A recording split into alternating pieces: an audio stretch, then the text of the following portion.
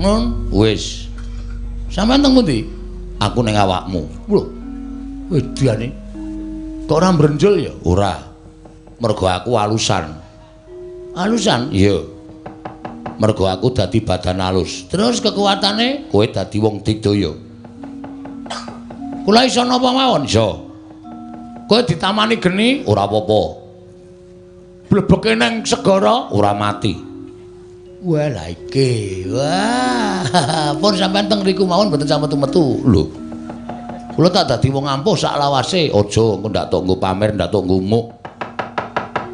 Wis saiki arep ngopo? Kula cobane.